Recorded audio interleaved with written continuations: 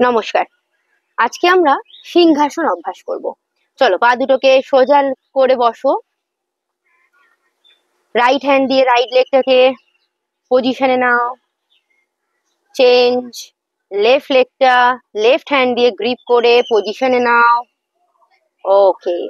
Back সাইডে পায়ের আঙুলগুলোকে touch রাখো আর পাটাকে যতটা গ্যাপ করতে পারো, কিন্তু ফাইনাল স্ট্রেট, শোল্ডার ব্যাক।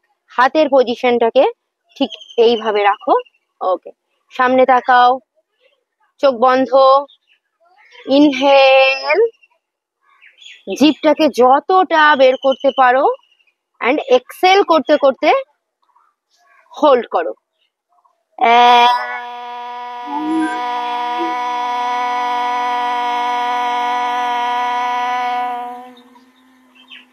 আবার ঘাটটা সোজা করো, জিভটা ঢুকিয়ে নাও। এগেন ইনহেল করো অ্যান্ড এক্সেল করতে করতে সাউন্ডটা যতটা তুমি ফিল করতে পারো।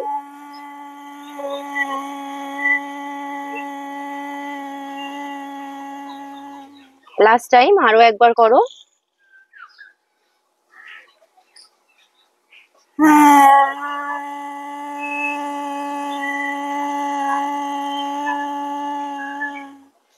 ওকে, নর্মাল পজিশনে বসে দাও।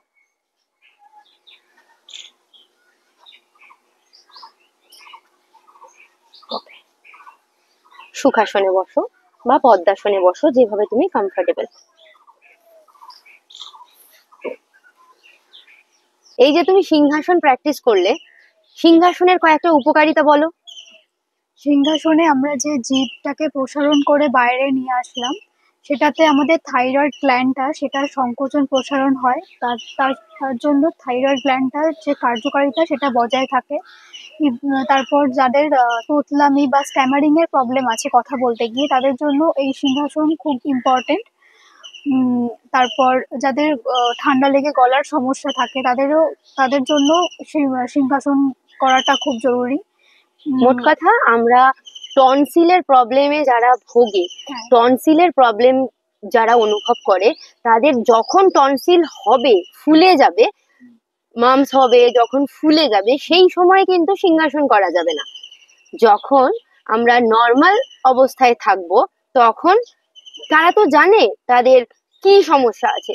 যে জানে তার থাইরয়েডের প্রবলেম আছে, যে জানছে তার টনসিলের প্রবলেম রয়েছে, তাই তারা রেগুলার প্র্যাকটিস করতে পারে।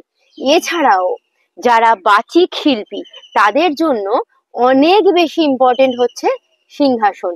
রেগুলার যদি সিংহাসন প্র্যাকটিস করা যায়, তাহলে আমাদের গলার মধ্যে যে বাকযন্ত্র, মানে আমরা যেটা কথা বলার জন্য ব্যবহার করে থাকি, সেটা অনেক বেশি অ্যাক্টিভ হয়ে যায়।